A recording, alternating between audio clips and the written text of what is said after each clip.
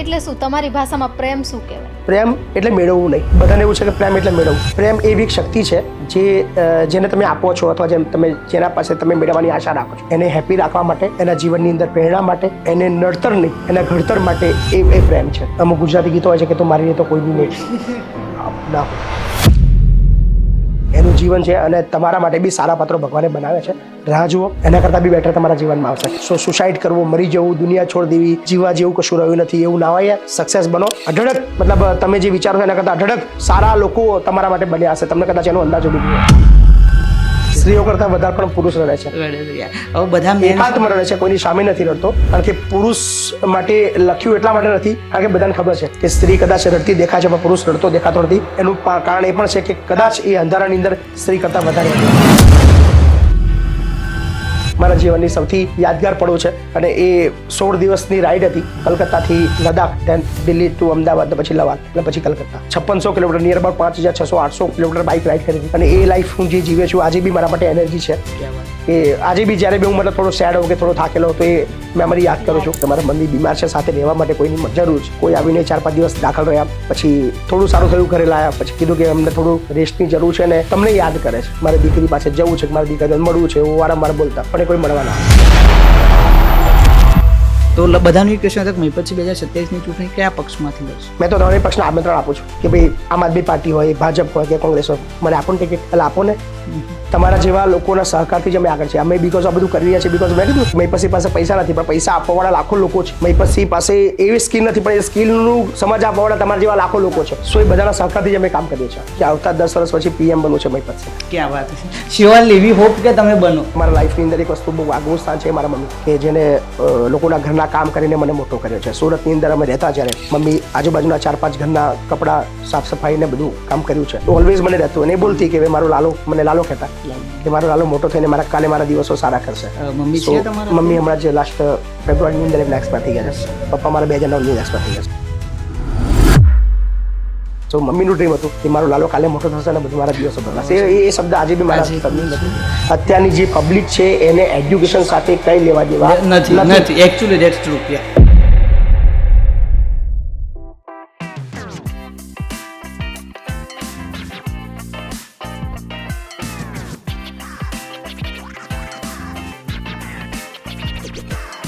આજે આપણે એવા ખાસ મહેમાનને મળી રહ્યા છીએ કે જે અનેક ક્ષેત્રની અંદર કાર્ય કરી રહ્યા છે. તેઓ પોલિટિક્સ, સોશિયલ વર્કર, એડવોકેટ અને સાથે તેઓ અત્યારે વૃદ્ધાશ્રમ અને ગર્લ્સ હોસ્ટેલની પણ સ્થાપના કરી છે. તેઓ માત્ર કાર્ય કરતા જ નથી પરંતુ સમાજ માટે એક પ્રેરણાનો સ્ત્રોત પણ છે.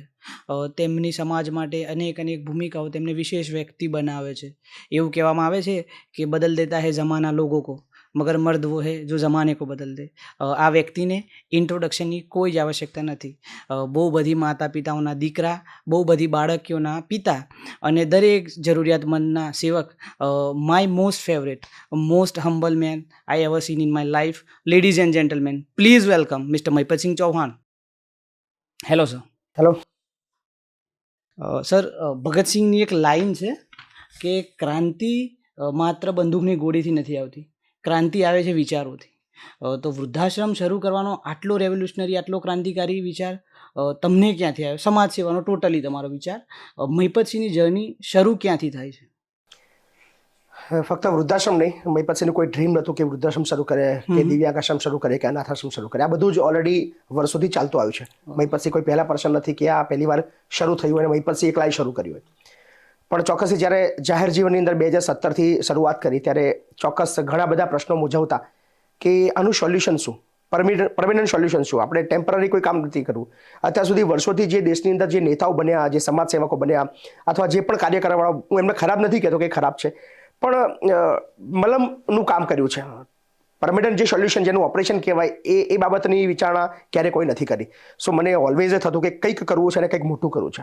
સામાન્ય 2-5 લોકો માટે કે 2-5 હજાર લોકો કે 2-5 લાખ લોકો માટે નહીં, પણ સમગ્ર વિશ્વ માટે થાય એવું કરવું છે. મનુષ્ય જીવન જ્યારે મળ્યું છે ત્યારે એનું સાર્થક કરવા માટે પ્રયત્ન કરીએ અને સારું કામ કરવા નીકળીશું ત્યારે ચોક્કસથી સારા લોકો બી આપણા સાથે જોડાવાના છે. સો 2017થી સામાજિક જીવનની શરૂઆત કરી હતી. એટલે લગભગ તમે 2017 જેટલા 8-10 વર્ષ થઈ ગયા કન્ટિન્યુઅસલી આ કાર્ય કરી રહ્યા છો. ઓકે સર, તો તમે આ કાર્ય સ્ટાર્ટ કર્યું ત્યારે તમારી લાઈફનો એવી કોઈ વસ્તુ કે જેનો તમારે ત્યાગ કરવો પડ્યો હોય?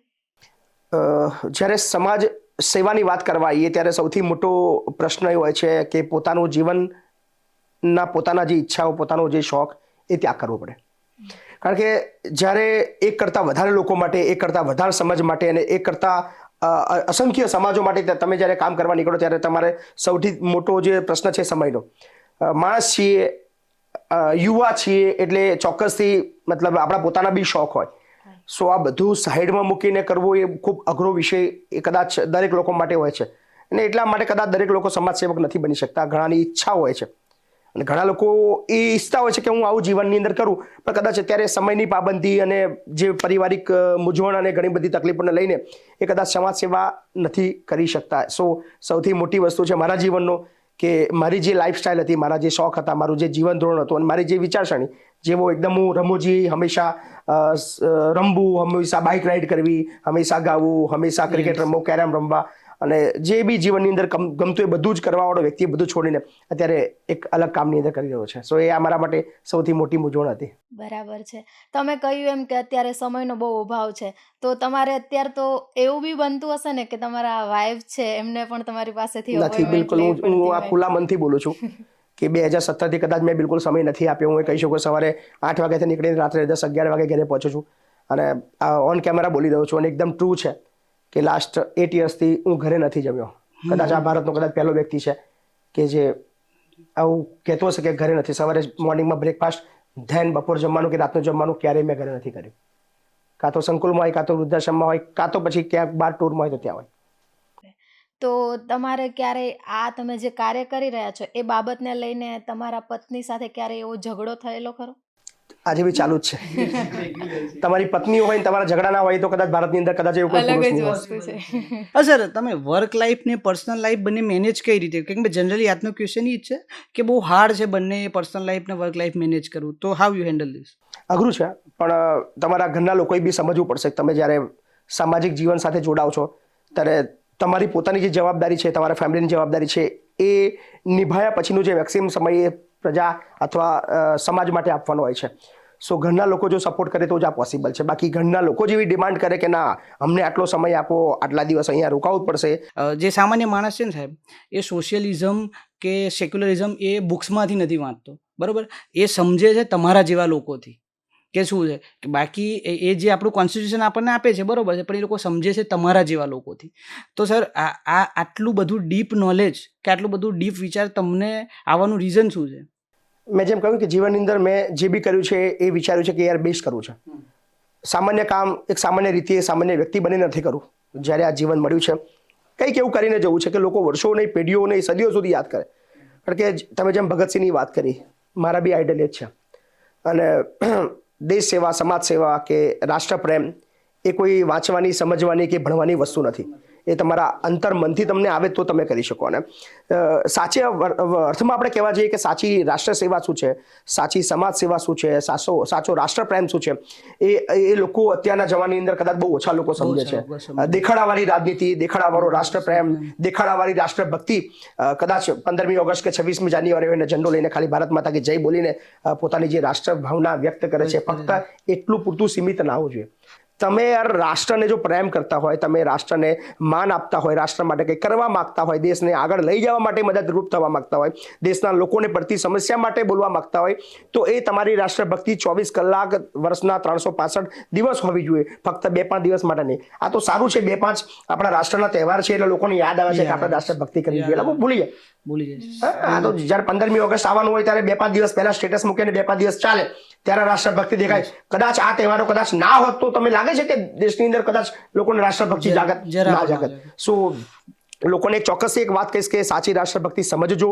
આપણા દેશની અંદર જેટલા પણ લોકો પીડિત છે, જેટલા પણ લોકો તકલીફવાળા છે, તમારામાં થોડી પણ એમની પીડા ઓછી કરવાની શક્તિ તમને આપી છે તો એનો ઉપયોગ કરો. કોઈ તમને કે એની રાહ ના જુઓ, કોઈ તમને માન આપે એની રાહ ના જુઓ, કોઈ તમારા વિશે શું વિચારશે એની રાહ ના જુઓ. તમે કંઈક સારું કરવા જશો, કદાચ અઢળક એવી સમસ્યાઓ આવશે, લોકો તમને ખરાબ પણ કરશે, તમને ખરાબ ચિતરશે, તમારી છબી ખડાશે, વોટેવર જે બી થશે એની અંદર ના પડતા, એની ચિંતા ના કરતા તમને લાગે છે કે તમે જે કરવા જઈ રહ્યા છો એ રાઈટ છે, સારું છે અને તમારા એ કાર્યથી એક કરતાં વધારે લોકોનું ભવિષ્ય બદલાવાનું છે. એક પીડા પણ એક ક્ષણ માટે પણ કોઈની ઓછી થવાની છે. તો એ કામ સાચું છે, બેસ્ટ છે, કોઈની ચિંતા ના કરતા. સોસાયટીની નીડ છે તમારા જેવા લોકોની. આ સમાજમાં કદાચ બહુ ઓછા લોકો જે છે જે આ રીતનો એકચ્યુઅલી જ્યારે અમે આ પોડકાસ્ટ કરવાનું સાહેબ શરૂઆત કરવાની વિચાર કર્યો ને તો હર હંમેશ પહેલું પ્રાયોરિટી તમે જ રાખી છે, કેમ કે જે મેસેજ અમે તમારા થ્રુ લોકો સુધી પહોંચાડી શકીએ છીએ ને એ કદાચ બીજા કોઈ થ્રુ પહોંચાડવો સંભવ જ નથી. અને થેન્ક યુ ફોર એક્ઝિસ્ટ. તમે છો, તમારા જેવા લોકોની જરૂર છે અને અમે આશા રાખીએ કે તમે હંમેશા આ રીતે જ કાર્ય કરતા રહો. સર, તમારા બાળપણનો એવો કોઈ ખાસ કિસ્સો કે જે તમને આજ સુધી યાદ રહ્યો હોય એમ? મારા અત્યારે જે જીવનમાં જે કરી રહ્યો છું એ યાદ છે એટલા માટે જ આ બધું કદાચ કરી રહ્યો છું કે મારા બાળપણના જીવનની અંદર મારી જે ઈચ્છાઓ હતી, મારી જે વિચારશક્તિ હતી અને મારું જે ડ્રીમ હતું કે મારી સારી મોટી સ્કૂલ બેગ હોય.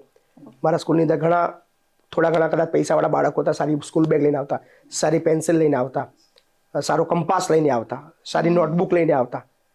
સો ત્યારે મતલબ આપણને બી એવું થતું કે સારું આ બધું મારા જીવનની અંદર ક્યારે હોય, અને આ લગભગ એ વસ્તુ કદાચ અમારા જીવનની અંદર નથી મળવાની એ વખતે ફીલ કર્યું હતું. સારા ચપ્પલ કોઈ પહેરીને આવે, મને યાદ છે ત્યાં સુધી 8 સુધી મેં ચપ્પલ પગમાં નથી પહેર્યા અને લવાલ ગામની અંદર જ મોટો થયો છું, લવાલમાં જ ભણ્યો છું, એટલે આ વસ્તુ કોઈ છુપી પણ નથી. કહેવાય કે ધોરણ 8 પછી ધોરણ 9ની અંદર ભણતો બાળક લવાલથી 20 કિલોમીટર દૂર ખેડા ત્યાં સાયકલ લઈને ગુલ્ફી ભરવા જાય, પછી લવાલ અને ભડકદ અને મલ્યાતજ ગામની અંદર આજે આ સંકુલ છે ત્યાં ગામની અંદર ગુલ્ફી વેચી હોય. પછી જે બી વસ્તુ હોય કે બે મારું આવું ડ્રીમ છે એ વસ્તુ ના મળી હોય અને એ વિદ્યાર્થી જીવન હોય, એક તકલીફવાળો અને કંઈક વસ્તુ મૂંઝવાતી જીવનવાળો જે વ્યક્તિ દેખાય એ જીવન હું જીવે છું. સો આજે આ બધું જે બાળકોને આપી રહ્યો છું એ બધું જ એ આપી રહ્યો છું જે મારા જીવનની અંદર નથી મેળવ્યું. સો મને ખબર છે કે મારા બાળકોને શું જોઈએ છે, મારાથી વધારે કદાચ કોઈ ના સમજી શકે. સો મારું સમગ્ર બાળપણ એ મને આજે બી યાદ છે કે જેવી રીતે હું જીવ્યો છું અને જેવી રીતે આગળ વધ્યો છું, અને એટલું જે ડ્રીમ છે કે મને જે તકલીફો પડી છે, મેં જે નથી મેળવ્યું એ બધું આ તમામ બાળકોને મળે જે લોકો હકદાર છે. સર, તમારો અભ્યાસ ક્યાં સુધી થયો? હું LLB છું અને અત્યારે ખાસ LLM પણ કરવાની હવે ઈચ્છા છે. LLM મેં વચમાં સ્ટાર્ટ કર્યું હતું પણ અધૂરું છૂટી ગયું, પણ સૌ નવી સતી આ નેક્સ્ટ યર હું LLM પણ શરૂ કરવા જઈ રહ્યો છું અને ઈચ્છા છે કે જેવું ત્યાં સુધી ભણું. Sure. Education is a weapon, of course ભણવું જોઈએ. સર, તમે બહુ બધા લોકોની ઇન્સ્પિરેશન છો, બહુ બધા લોકોની. સર, તમારું જીવનનું ઇન્સ્પિરેશન કોણ છે? તમારા જીવનમાં કોણે સૌથી વધારે પ્રભાવ પાડ્યો? સાચું કહું તો મારા જીવનની અંદર એવું કોઈ વ્યક્તિ નથી કે જેને જોઈને હું આગળ આવવા માટે પ્રયત્ન કર્યો હોય કે આવું બનવું છે એવું વિચાર આવ્યો હોય. પણ ચોક્કસ મને એક વસ્તુ મારા ડ્રીમની અંદર, મારા લાઈફની અંદર એક વસ્તુ બહુ આગવું સ્થાન છે મારા મમ્મી, કે જેને લોકોના ઘરના કામ કરીને મને મોટો કર્યો છે. સુરતની અંદર અમે રહેતા જ્યારે મમ્મી આજુબાજુના 4-5 ઘરના કપડાં સાફ સફાઈને બધું કામ કર્યું છે. સો એ ઓલવેઝ મને રહેતું અને એ બોલતી કે મારો લાલો, મને લાલો કહેતા કે મારો લાલો મોટો થઈને કાલે મારા દિવસો સારા કરશે. મમ્મી છે તમારા? મમ્મી હમણાં જે લાસ્ટ ફેબ્રુઆરીની અંદર એમને એક્સપાયર થઈ ગયા છે. પપ્પા મારા 2009ની અંદર એક્સપાયર થઈ ગયા. સો મમ્મીનું ડ્રીમ હતું કે મારો લાલો કાલે મોટો થશે અને બધું મારા દિવસો બદલાશે. એ શબ્દ આજે બી મારા શબ્દની ગુજરાતીમાં કહેવત છે કે ગોળ વિના સૂનો કંસાર ને બા વિના સૂનો સંસાર. વિધાઉટ મમ્મી સર કેવું લાગે? બહુ બધું છે, તમારે બહુ બધી માતાના આશીર્વાદ ચોક્કસથી કહીશ. મમ્મી જ્યારે આ વર્ષની અંદર 2025 મને બધું ઘણું બધું આપ્યું છે અને ઘણું બધું લઈ પણ લીધું છે કે બહુ બધું અત્યારે 2025માં મારી સક્સેસ જે રેશિયો છે લગભગ ઓલમોસ્ટ 10 ટાઈમ્સ 20 ટાઈમ્સ થયો છે. પણ દુઃખની વસ્તુ એ છે કે મમ્મી મારા આ દુનિયા છોડીને ગયા, પણ વૃદ્ધાશ્રમની અંદર જ એમની ડેથ થઈ. અમે વૃદ્ધાશ્રમની અંદર જ રહેવા હતા અને હા બિલકુલ છેલ્લા 8 મહિના અમે વૃદ્ધાશ્રમમાં હતા અને 8 મહિના પછી મમ્મીએ મતલબ ત્યાં દેહ છોડ્યો. સો એ ગયા ત્યારે મતલબ રાત્રે 1 વાગે મારી છેલ્લી વાતચીત એમની થઈ હતી અને છેલ્લે મેં જ્યુસ પીવડાવ્યું. ત્યારે હસતા હતા. મતલબ તે વખતે અંદાજો હતો મને કે કદાચ આ મમ્મીની અંતિમ રાત્રિ હશે. માતા સાથે તમારો સંબંધ કેવો રહ્યો? મતલબ 2 વખત સવારે મુલાકાત થાય મારી, કે સવારે નીકળું ત્યારે પૂછીને જાઉં કે મમ્મી હું જાઉં છું, અને રાત્રે જ્યારે આવું ત્યારે ખાલી બૂમ પાડું મમ્મી આવી ગયો છું. એમને હંમેશા ગર્વ રહ્યો. સો ઓલવેઝ કહેતા અને કીધું કે મમ્મીને કહું કે હવે તમારો જવાનો સમય, કારણ કે બહુ પીડાતા હતા 3-4 વર્ષથી. મતલબ એમનું જીવન બહુ અઘરું હતું. તો મજાક ને મમ્મી હવે તમારે જવાનું છે કાલે, રોજ બોલતો અને મજાક ને બોલા કે હવે તો ચિંતા નથી, હું જઉં છું, પણ તને બહુ બધી 200-300 મમ્મી તને મારા જીવી તને મારી કમી ખલવાની નથી, એવું ઓલવેઝ એ બોલતા. રાઈટ છે. સર, તમને આપણે કહેવાય ને કે મા તે મા, બીજા બધા વગડાના વા. તમારા માતા નથી પણ તમને ઘણા બધા અત્યારે માતાઓ મળી રહ્યા છે, તો તમને આજે વૃદ્ધાશ્રમ સ્થાપના કરવાનો વિચાર કઈ રીતે આવ્યો હતો? વૃદ્ધાશ્રમ માટે એક જે મેં ફીલ કર્યું હતું કે જ્યારે સંકુલ ચાલુ કર્યું ત્યારે સંકુલની અંદર ઘણા બધા બાળકોને હું ઘરે લેવા જતો હતો અને ઘણા મા બાપ વગરના બાળકો એવા હતા જે એમના કોઈ દાદા રાખતા હતા અથવા કોઈ દાદી રાખતા હતા અને એ અંતિમ સહારો હતો. પછી એક એવું વિચારો કે યાર આ બાળક તો હું લઈ આવ્યો તો હવે દાદા એકલા રહ્યા છે કે દાદી એકલા રહ્યા છે, એ કોના સહારે જિંદગી જીવશે. સો આપણે એક એવું નાનું ઘર બનાવીએ જે માતા પિતા વગરના બાળકો જેમના દીકરાઓ આપણે લઈ આવ્યા છીએ એવા દાદા દાદીને આપણે લઈ આવીએ. બહારના લોકો માટેનો કોઈ મારો પ્લાન હતો નહીં કે આઉટડોર લોકો માટે આપણે રાખશું, પણ આપણા સંકુલના જ જે બાળકો છે જેના દાદા દાદી છે હયાત, એ લોકોને આપણે આશરો આપીએ એ હેતુથી આપણે શરૂ કર્યું. તો આવું મનમાં સહેજ પણ ખ્યાલ હતો કે બહારની આટલી સંખ્યા આવશે. સો 50 લોકો માટેની વ્યવસ્થા માટેનો આપણે વિચારતા હતા, પણ એકાદ વિડીયો વાયરલ થયા પછી જે સ્પીડ પકડી અને લોકો જે આવતા ગયા, એક પછી બીજું બનાવવું પડે, ત્રીજાની શરૂઆત કરવી પડી, ત્રીજું બની, ચોથું બની ગયું. સો ખૂબ અઘરું છે ને નવાઈ લાગી રહી છે કે આટલી મોટી સંખ્યાને આવનાર 2 વર્ષની અંદર 10,000 આંકડો આ ક્રોસ થવાનો છે, એવું મતલબ એ માટેની વ્યવસ્થા હું અત્યારે કરવા જઈ રહ્યો છું. હાલમાં વૃદ્ધાશ્રમમાં કેટલા માતા પિતા? અત્યારે આપણી પાસે 700 થી પણ વધારે વડીલો છે. હાલની પોઝિશન આણંદમાં અત્યારે તમે ત્રીજું આણંદમાં બી એક વૃદ્ધાશ્રમ ચાલુ થઈ ગયું છે, જે અત્યારે 100 થી વધારે વડીલો છે આપણી પાસે. તે શરૂઆત થઈ ગઈ તેની કે બાકી છે? ચાલુ થઈ ગયું, 100 વડીલો ત્યાં રહે છે. અચ્છા, 2 મહિના થઈ ગયા ત્યાં ચાલુ થયા. ઓકે. સર, આ તમે જે વૃદ્ધાશ્રમ બનાવ્યું એમાંથી હવે તમે લોકો સુધી શું મેસેજ પહોંચાડવા માંગો છો કે આપણા જે પેરેન્ટ્સ છે એમના માટે આપણે શું કરવું જોઈએ? મેસેજ તો મારા દરેક કામની અંદર હોય છે જ. અને લોકો જ્યારે આ વૃદ્ધાશ્રમના મેં વિડીયોઝ મૂક્યા હતા, લોકો મને ગાળો બોલતા હતા, ઘણા બધા સંસ્થાવાળા ગાળો બોલતા હતા. જે લોકો વૃદ્ધાશ્રમ ચલાવે છે એ ધમકીઓ આપતા કે ભાઈ તમે વિડીયો કેમ બનાવો છો, તમે સેવા કરો છો તો કરો ને, તમારે વિડીયો બનાવવાની ક્યાં જરૂર છે? અમે બી વૃદ્ધાશ્રમ ચલાવીએ છીએ, અમે ક્યારે વિડીયો નથી બનાવતા.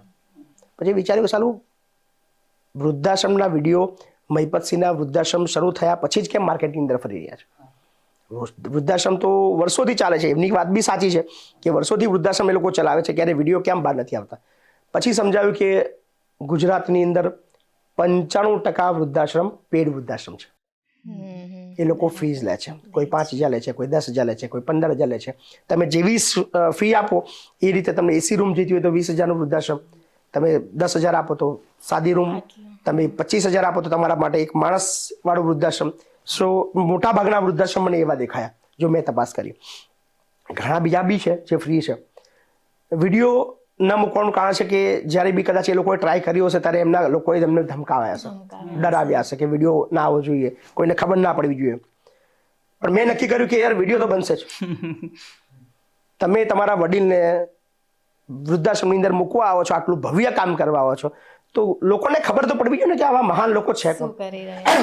આ તમારા જે ભગવાન છે કે જેને તમને પાલી પોષીને મોટા કર્યા છે, તમે તમારી સારી સુવિધાઓ માટે, તમારી સારી જિંદગી જીવવા માટે તમારા ઘરના એ વડીલને તમે વૃદ્ધાશ્રમની અંદર આટલું મોટું મહાન કામ કરવા આવો અને તમારો વિડીયો ના બને, એ વ્યાજબી ના કહેવાય. લોકો તમને ઓળખવા જોઈએ, લોકો તમારા વિશે જાણવા જોઈએ, લોકો તમને શોધવા જોઈએ. અને તમે જ્યારે માર્કેટમાં નીકળતા હોય ત્યારે કહેવા જોઈએ કે પેલો છે, એના મા બાપને વૃદ્ધાશ્રમમાં મૂકવા જોઈએ. પછી આટલું ડેરિંગ ક્યાંથી લાવે છે? હા, બહુ અઘરો સવાલ છે.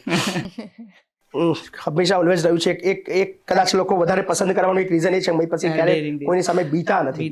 સર, ડેથ ફાયર અમે તમારું નામ મોડર્ન ભગતસિંહ રાખ્યું છે. બીવાનું એટલા માટે નહીં કે જ્યારે તમે સાચા હો ને અને જીવનમાં તમે ક્યારે કંઈ ખોટું કામ ના કર્યું ને ત્યારે તમારે ડર બને. લોકો ક્યાંક દબાઈ જાય છે, ક્યાંક બી જાય છે, ક્યાંક નમતું જોખી દે છે, ક્યાંક ને ક્યાંક એમનું વીક પોઈન્ટ હોય છે. બરાબર. સો મેં મારું જીવન બહુ બોલ્ડ રીતે જીવ્યો છું, કોમ્પ્રોમાઇઝ કર્યું નથી અને નક્કી કર્યું છે કે બીવાનું કોઈના બાપથી નહીં, સામે કોણ છે એમાં જોવાનું નહીં. સો જેને જે કરવું એ કરે. જીવન તો એક જ વાર છે. બરાબર. બીને ડરીને નમતું આપીને લેટ ગો કરીને ચાલો એ જિંદગી જીવવાની મજા શું આવે? જ્યારે બી આમ આપણું નામ આવવું જોઈએ ત્યારે વટથી કહેવું છે કે યાર એને તમે હરાવી નહીં શકો, એને તમે દબાવી નહીં શકો, તમે કદાચ વિશ્વાસઘાત કરી શકશો, પાછળથી હુમલો કરી શકશો, ખોટી રીતે તમે બદનામ કરવાનો પ્રયત્ન કરી શકશો, પણ તમે એને ઝુકાવી તો નહીં શકો, તમે એને ક્યારે ખરીદી નહીં શકો. એ મહિપતસિંહના નામ સાથે આવવું જોઈએ. જે આ તમે વાત કરી ને, આના પરથી મને ભગતસિંહનો એક કિસ્સો યાદ આવે છે. ભગતસિંહને જ્યારે ફાંસી થવાની હતી ને, તો બ્રિટિશર્સનો ખાલી એક જ વાત હતી કે ભાઈ તું અમારી સાથે માફી માંગી લે, અમારે તને ફાંસી નથી કરવી, અમે તને છોડી દઈએ, પણ તું ખાલી એકવાર અમને સોરી કહી દે, અધરવાઇઝ લેટર લખી દે. તો ભગતસિંહના જે ફાધર હતા ને, એમને બ્રિટિશર્સને લેટર લખ્યું કે સોરી, મારા છોકરા તરફથી હું માફી માંગુ છું. ભગતસિંહને આ વાતની જાણ પડી ને જ્યારે કે મારા પપ્પાએ લેટર લખ્યો છે, એમને સ્પેશિયલી જેલમાં બોલાવ્યા અને કીધું આજથી તમે મારા પપ્પા નહીં, કેમ કે ભગત આ જન્મમાં કોમ્પ્રોમાઇઝ તો ક્યારેય ન કરે, મારું હોય તો મારી નાખે, અધરવાઇઝ કોમ્પ્રોમાઇઝ ક્યારેય નહીં કરે. એટલે જ્યારે પણ હું તમને જોઉં તો મને એકચ્યુઅલમાં એ વાઇબ આવે છે. દેટ્સ વાય મારે ઘડી ઘડી એમને કોટ કરવા પડે છે. વાહ, થેન્ક યુ ભાઈ, બહુ મોટી વાત કરી મારા માટે તમે. સર, આપણે વૃદ્ધાશ્રમ ચલાવી રહ્યા છો તમે, એમાંથી કોઈ તમારો મેમોરેબલ કિસ્સો કે જે તમને યાદગાર હોય? કેમ કે કિસ્સા તો દરરોજના કંઈક ના કંઈક આવે જ છે, બટ એવું કોઈ મુમેન્ટ કે જે તમને બહુ ઇમોશનલી અને આમ બહુ એક કનેક્ટ કિસ્સો છે આથી 2 મહિના પહેલાનો. એક બા હતા જે લગભગ શરૂઆતના મહિનાથી જ વૃદ્ધાશ્રમની અંદર રહેવા આવ્યા હતા, અને મારા રૂમની બહાર જ એમનો બેડ, ઓલમોસ્ટ આખું વૃદ્ધાશ્રમ પેક થઈ ગયું છે. તમે પોતે ત્યાં હા, વૃદ્ધાશ્રમમાં વૃદ્ધાશ્રમની અંદર રહું છું, એટલે આખા જે હોલ છે મારા રૂમની બિલકુલ હોલની અંદર બી બધા બેડ મૂક્યા છે, કારણ કે હવે ક્યાંય જગ્યા નથી. જગ્યા નથી. સો એ બા ત્યાં રહે, અને નીકળતી વખતે એમને હું કહું કે બા ઉઠો હવે, હા પડી રહેવા છો, ઊભા થાવ, થોડું ઘણું કામ બામ કરો. બસ કે ભાઈ હવે પડી રહેવા જવાનું જીવનમાં છે શું, કે આટલો મોટો સરસ દીકરો હોય, બધું તૈયાર મળે છે તો અમારે આરામ જ કરવાનો છે. એ ઓલવેઝ મજાક રહેતી. સો એ બીમાર હતા અને દાખલ કર્યા 4-5 દિવસ. તો આપણે એને ફેમિલી મેમ્બરને ફોન કર્યો કે ભાઈ બા તમારા બીમાર છે, તમે આવો. તો દીકરીઓ હતી એની 2 અને એક દીકરો હતો. તો દીકરાને કીધું પહેલા કે તમારી દીકરીને કહો, જેમને વૃદ્ધાશ્રમની અંદર મોકલ્યા, મેં તો મોકલ્યા નહીં, બરાબર. ભાઈ તે મોકલ્યા નહીં, પણ તું રાખીશ તો બી નહીં ને, તું નહીં રાખતો એટલે તું વૃદ્ધાશ્રમમાં આવ્યા છે, કે મારે કાંઈ લેવા દેવા નહીં, તમે તમારા એને બેન ન કહો, મોટા બેનને ફોન કર્યો. એ કે તમે સુરેન્દ્રનગર નાની બેન છે એને જણાવો. તમે આપણે એને ફોન કર્યો કે તમારા મમ્મી બીમાર છે, સાથે રહેવા માટે કોઈની જરૂર છે. કોઈ આવીને 4-5 દિવસ દાખલ રહ્યા. પછી થોડું સારું થયું, ઘરે લાયા. પછી કીધું કે અમને થોડું રેસ્ટની જરૂર છે ને તમને યાદ કરે છે, મારી દીકરી પાસે જવું છે, મારી દીકરીને મળવું છે, એવું વારંવાર બોલતા. પણ એ કોઈ મળવા ના આવ્યા. સાંજે થોડી વધારે તકલીફ થઈ એમને. મેં દીકરાને કીધું કે ભાઈ હવે બહુ અઘરો સમય છે, પ્લીઝ તમને યાદ કરે છે, એમને કશું જ નથી જોઈતું, એમને ત્યાં આવવું પણ નથી, પણ કે મારા દીકરાને મારા દીકરીઓને સાથે જોવા છે, એવું વારંવાર એ બોલે છે. એમને ઓડિયો સંભળાવ્યા પણ એમને કોઈ અસર ના થઈ. બીજી દિવસે સવારે એમને 4 વાગે દેહ છોડ્યો. પછી લગભગ સવારે 9-9:30 વાગે એ લોકો આવ્યા. મેં કીધું હવે આવીને શું કરશું? શું મતલબ છે? એટલે એ જે પીડા છે કદાચ એ આજે બી મારા મગજની અંદર છે કે તમે યાર તમારા જીવનના 1 કલાક બી તમારા માતા પિતા માટે નથી કાઢી શકતા. બીજા બધા સમય છોડ દો, એનો અંતિમ સમય છે જ્યારે તમને અંતિમ સમય યાદ કરે છે કે મારે તમને જોવા છે, તો બી કદાચ એમના દીકરાનું હૃદય 1% બી ના હાલ્યું એમ. સર, સ્પેશિયલી જે આજની જનરેશન છે, જેનઝી જેને કહેવામાં આવે છે, તે લોકો કદાચ હું એવું જે 90sના તમારા ટાઈમના છોકરા હતા એના કરતાં મમ્મી પપ્પા સાથે કનેક્ટેડ ઓછું ફીલ કરે છે. અધરવાઇઝ એટલા ઇમોશનલી કનેક્ટેડ મમ્મી પપ્પા સાથે નથી કે મમ્મી પપ્પાની સેવા કરો, હા કરો. તો તમે એમને મેસેજ શું આપવા માંગશો? દે આર થિંકિંગ કે મમ્મી પપ્પા છે તેમની તો જવાબદારી બને છે, એ એમની રિસ્પોન્સિબિલિટી બને છે, તો કરે, આપણે કશું કરવાનું ન આવે સામે. એ લોકોને તમે શું કહેવા? બહુ અઘરો વિષય છે આ. અને અત્યારે જે હું જોઈ રહ્યો છું અત્યારે તો આ કદાચ બધા કે કળિયુગ આવી ગયો છે. પણ કળિયુગ મને તો દેખાય છે કે ખાલી કળિયુગની આ શરૂઆત છે. હજી કળિયુગ તો ઘણો બાકી છે. આ જે જનરેશન છે ને, તમે જેમ કહ્યું કે એ એટલો એટેચ કે એટલો ઇમોશનલી એમના ફેમિલી સાથે નથી. સો તમે હવે પછીના જે 15 વર્ષ પછીના જે વૃદ્ધાશ્રમ, તમે એક જેવા તમે શોપિંગ મોલ જુઓ છો, ડીમાર્ટ જુઓ છો, કે મતલબ મોટા મોટા શોરૂમ જુઓ છો, તમને એવા મોટા મોટા વૃદ્ધાશ્રમો મેઇન રોડ ઉપર જોવા મળશે. એની જાહેરાતો જોવા મળવાની છે કે આવો તમારા મમ્મી પપ્પાને મૂકો 2 BHK 3 BHK with food, with servant, આ સુવિધા, મેડિકલની સુવિધા સાથેનું એક ભવ્ય પેકેજ. આ બધું જ તમને માર્કેટની અંદર દેખાવાનું છે. અને કદાચ એ મતલબ લગભગ 90% લોકોના જે માતા પિતા તમને એ સુવિધાઓ ભોગવતા અથવા એ જિંદગી જીવતા દેખાવાના છે. કારણ કે અત્યારે ઇમોશન્સ, જે માતા પિતા પ્રત્યેની જે લાગણીઓ એ ધીરે ધીરે બહુ ઓછી થઈ રહી છે. લોકો આફ્ટર 16, આફ્ટર 17, આફ્ટર 18 એ એની પોતાની જિંદગીની અંદર, એમની પોતાની દુનિયાની અંદર એટલો મસ્ત થવા લાગ્યો છે કે એની કદાચ જવાબદારીનું યાદ ભાન તો છોડ દો, એની યાદ પણ નહીં હોય કે ભાઈ મારા મમ્મી પપ્પા છે કે એના માટે મારે કશું કરવાનું છે. સો ચોક્કસથી કહીશ કે પ્લીઝ તમારા જે અત્યારે જે મા બાપ છે એમને જ હું મેસેજ આપીશ. બાળકોને તો કદાચ મારી તાકાત નથી કે એમને હું સમજાવી શકું અથવા એમના મગજની અંદર ઘૂસી શકું. બને ત્યાં સુધી તમારા બાળકો પ્રત્યે એટેચમેન્ટ વધારતા રહેજો. એને વારંવાર યાદ કરાવજો કે હું છું અને તારા થકી જ મારી દુનિયા છે, એ વારંવાર યાદ કરો. કદાચ 1% લોકો, પેરેન્ટ્સની પણ કદાચ થોડી ઘણી ક્યાંક મિસ્ટેક, થોડી ઘણી ને 100% પેરેન્ટ્સની જ છે. કેમ કે તમે છે ને પણ આ જે દુનિયા છે ને ભાઈ, આ દુનિયાની જે સિસ્ટમ બનાવી છે કે માણસ ખૂબ મુસીબતમાં છે, માનસિક રીતે વિચલિત છે કે શું કરવું. કમાવાની ચક્કરની અંદર કમાવાનું એટલા માટે કે બાળકનું સારું ભવિષ્ય મળે, એની વાઈફને ખુશ રાખવી, એના મમ્મીને ખુશ રાખવી, એના બાળકને સમય આપવો, કમાવવું, ઘરની જવાબદારીઓ, પ્રસંગો, મેડિકલી તકલીફો, સમાજ, આ બધાની અંદર એ પુરુષની પણ ખૂબ અઘરી પરિસ્થિતિ છે. એ બી હું ચોક્કસથી વાત કરીશ કે યાર એ વ્યક્તિ એકલો કેટલી જગ્યાએ પહોંચી વળે. સો અત્યારે અઘરો વિષય છે, પણ આ બધું મેનેજ કરીને તમારે જીવન જીવવું પડશે, કારણ કે કહે છે ને જીવન એટલું સરળ નથી હોતું, અને મરવું તો બહુ સરળ છે, પણ જીવન જીવવું બહુ અઘરું છે. બહુ અઘરું છે. સર, અત્યારે જે નેક્સ્ટ 10 યર્સ છે, બરાબર, એની અંદર તમારું વિઝન શું છે? નેક્સ્ટ 10 યર્સમાં આપણે અહીંયા સુધી પહોંચવું છે. ખુલ્લું બોલું કે આવતા 10 વર્ષ પછી પીએમ બનવું છે મહિપત સિંહ. ક્યાં વાત છે, શ્યોરલી વી હોપ કે તમે બનો. મતલબ ઘણું લોકો મને બોલતા હોય છે મહિપત સિંહ ઓલવેઝ, આ બાબત મેં ક્યારેય મેં છુપાવી નથી, ઓલવેઝ દરેક કેમેરા સામે બોલું છું કે ભાઈ મારું ડ્રીમ પીએમ બનવાનું છે. અને દરેકે મારું મહિપત સિંહ એવા નહીં કે મહિપત સિંહ જેવી વિચારધારા અથવા જેની પણ આગવી વિચાર શક્તિ હોય કે કંઈક દેશ માટે કરવું છે અને સમાજ માટે કરવું છે, એક કરતાં વધારે લોકો માટે કરવું છે ને સર્વ સમાજ, સર્વ જ્ઞાતિ, સર્વ ધર્મ માટે કરવું છે, તો એ વ્યક્તિએ પીએમ સીએમ નું સપનું જોવું જોઈએ. શ્યોર જોવું. કારણ કે દરેકને અધિકાર છે ને, આપણું બંધારણ આપણને એ હક આપે છે કે આપણે આ સપનું જોઈ શકીએ અને કોઈ બી વ્યક્તિ બની શકે છે. આપણા પીએમ મોદી સાહેબ એ બી એક સામાન્ય ફેમિલી, એમને બી જે તે સમયે સપનું જોયું જ હશે. સો દરેકને અધિકાર છે, તમે બી સપના જુઓ, એ લેવલની મહેનત કરો અને બનો, આગળ આવો. આપણે ઓલવેઝ પોલિટિક્સને ગાળો બોલીએ છીએ. મને અહીંયા ઘણા લોકો આવતા હોય છે, મને કહેતા હોય છે કે ભાઈ પછી તમે યાર રાજનીતિમાં ના જતા, તમે બહુ સારી કામ કરો છો, અને ત્યાં સુધી આપે છે કે તમે ભગવાન છો, તમે કૃષ્ણનો અવતાર છો, તમે રામનો અવતાર છો, મતલબ અલગ અલગ ભગવાનના નામ આપે છે અને કહે છે તમે રાજનીતિમાં ના જતા, નહીં તો તમારું આ બધું કરેલું છે ને ધોવાઈ જશે. તો મતલબ એ વિચાર આવે કે યાર આવું, મતલબ તમે એક તો તમે મને ભગવાન જેવું ગણો છો, મતલબ મીન્સ કે બહુ સારો માણસ ગણો છો, તો સારા માણસને રાજનીતિમાં જવા માટે તમારે પ્રોત્સાહન આપવાનું હોય કે તમારે એને ના પાડવાનું હોય? તમે આ વસ્તુ ખરાબ લોકોને કેમ નથી કહેતા? રાઈટ છે. આમાં એક છે મનમોહન સિંહ જી, લાઈફમાં એક જ વાર ઇલેક્શન લડ્યા છે 1995માં. એ પણ ન્યૂ દિલ્હીની સીટ છે કે જેની પબ્લિકને આપણે એકદમ અર્બન, વેલ એજ્યુકેટેડ ગણી શકીએ. મનમોહન સિંહ ઇલેક્શન હારી ગયા હતા. મનમોહન સિંહ એઝ અ તમે જ્યારે પણ એને પીએમ તો ગ્રેટેસ્ટ પીએમ એમનું નામ ઓલવેઝ આવશે, એજ્યુકેશન રિલેટેડ એમનું જે માઇન્ડસેટ હતું, બટ સ્ટીલ એ હારી ગયા હતા ઇલેક્શન. એટલે ઇલેક્શન કદાચ પબ્લિક એજ્યુકેટેડ લોકો સાથે હજી કનેક્ટ જ નથી કરી રહી, આઈ ફીલ પર્સનલી. શું છે, બહુ સાચી વાત છે. મહિપત સિંહ બી 2022માં હારી ગયા હતા અને 2027માં બી હારવાના છે અને 2032માં બી હારવાના છે. 2037ની અંદર બી કદાચ હારશે અને કદાચ 2042માં જીતશે.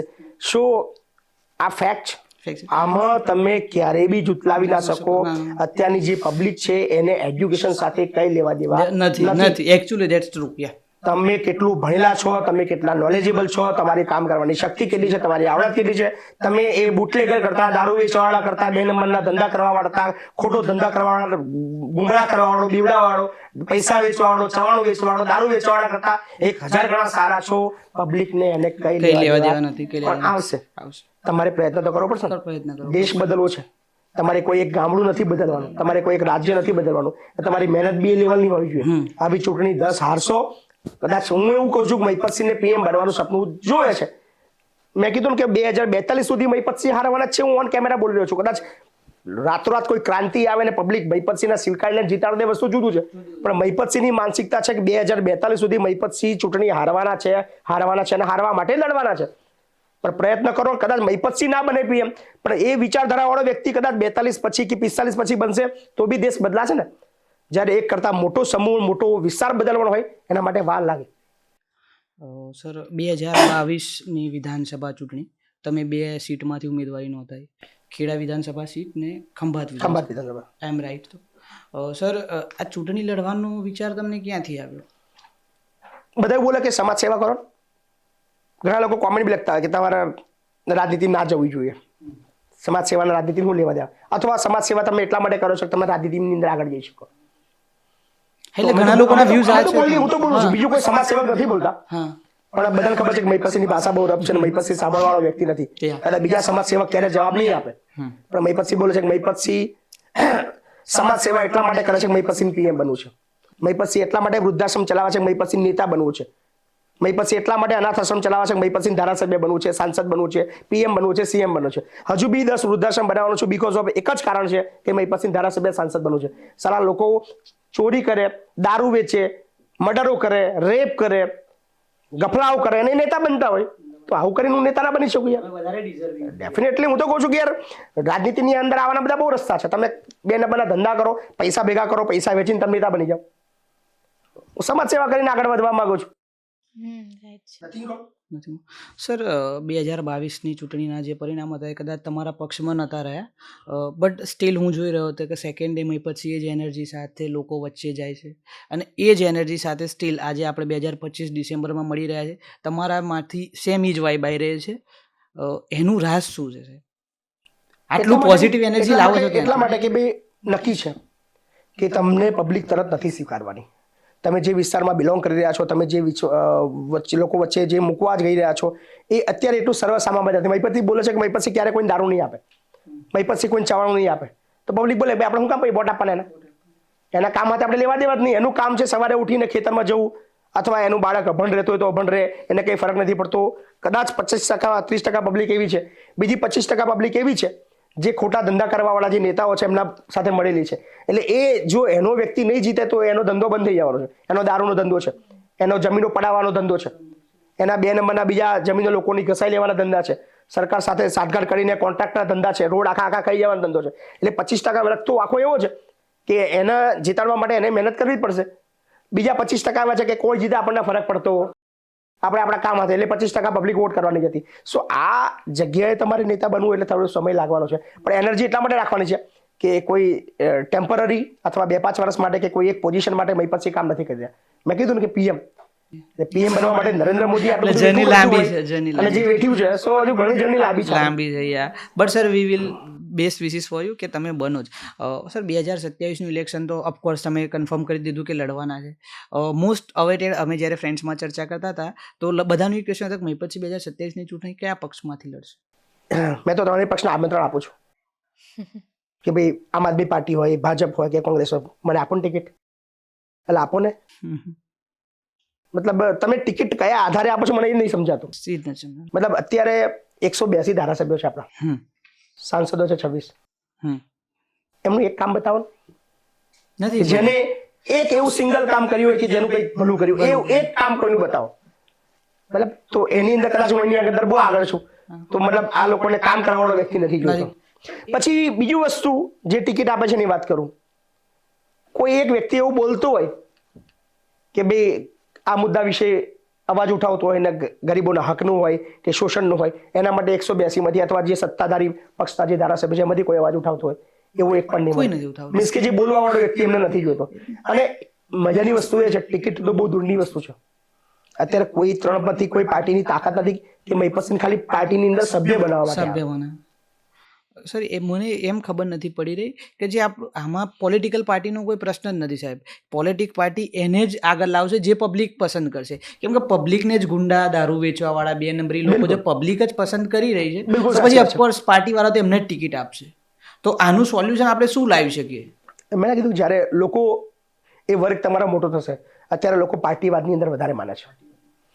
પાર્ટીવાદ પત્યા પછી સમાજવાદ આવે છે, અને સમાજવાદ આપ્યા પછી પૈસાવાદ આવે છે, અને પછી છેલ્લે વધે તો પછી એજ્યુકેશન તરફ વળે છે. સો બહુ રેર લોકો છેલ્લી પ્રાયોરિટી એજ્યુકેશન છે, જે ફર્સ્ટ હોવી જોઈએ. જે ફર્સ્ટ હોવી જોઈએ. સો અત્યારે કોઈને એવું છે કે મારું બાળક સારી સ્કૂલની અંદર ભણે, ફ્રી એજ્યુકેશન લે, સારી સુવિધા ભોગવે, એમને એમના હકનું તરત મળી જાય, કોઈ લાઈનમાં ઊભું ના રહેવું પડે, ક્યાંય ઘૂસ આપવી ના પડે, તરત એમના કામ થાય. સો એ જિંદગી હજી કદાચ એમનો મુદ્દો બધો છેલ્લો છે.